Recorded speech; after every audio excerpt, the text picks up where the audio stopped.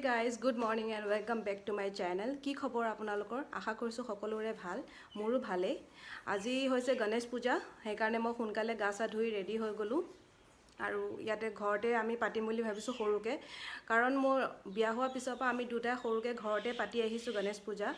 ভাল লাগে এনেকে সৰুকে পাতি, বেছি ডাঙৰকেটো নহয় কাৰণ আমাৰ ইয়াতো ডাঙৰকে গণেশ পূজা সেলিব্ৰেট কৰা নাযায়, কিন্তু ঘৰতে আমি সৰুকে আজি পাতিম বুলি ভাবিছো।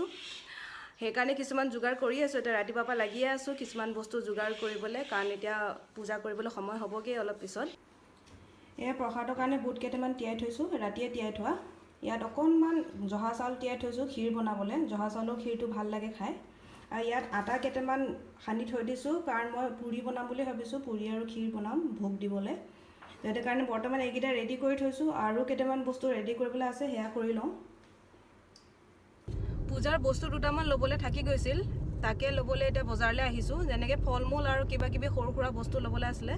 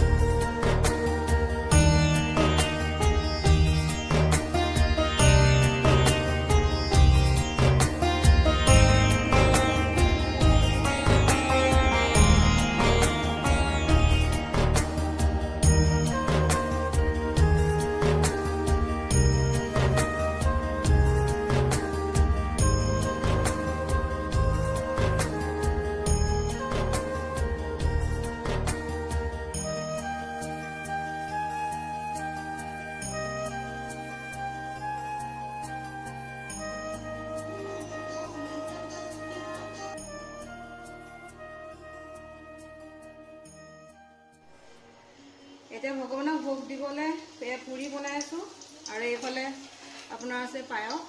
এতিয়া ভোগ এয়াই লগাম, পায়স, পুৰি আৰু লাডু দি।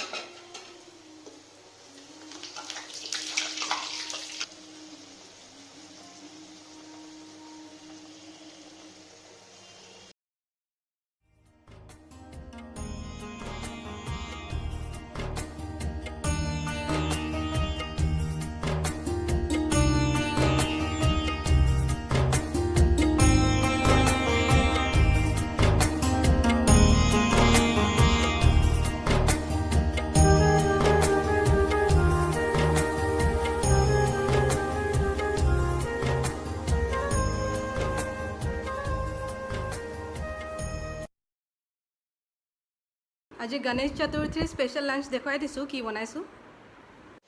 এয়া মিক্স চব্জি বনাই আছোঁ, আৰু এইফালে খিচিৰি বনি আছে। এয়াই আজিৰ লাঞ্চ। আজি গণেশ চতুৰ্থী বুলি নিৰামিষে খাম, মানে আমি একো নচুন আৰু পিঁয়াজ এইবিলাক একো ব্যৱহাৰ কৰা নাই। আজি একদম চিম্পল নিৰামিষ খানাই হ'ব।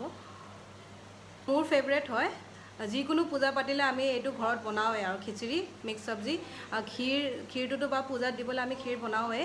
বাকী আৰু যদি বেলেগ কিবা বনাব লগা থাকে নিৰামিষ তেনেকৈ বনোৱা যায়।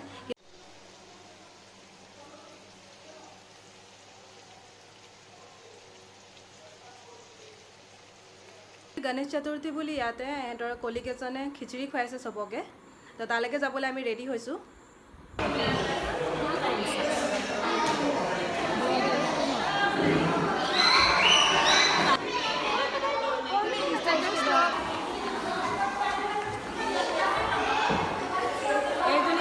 হাউচিঙৰ দল।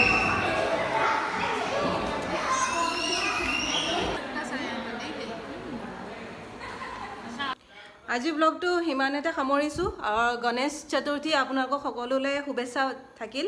মোৰ ব্লগটো চাই যদি ভাল পাইছে তেনে প্লিজ লাইক কৰিব, শ্বেয়াৰ কৰিব, ছাবস্ক্ৰাইব কৰিব। এণ্ড থেংকছ ফৰ ৱাচিং। Bye bye.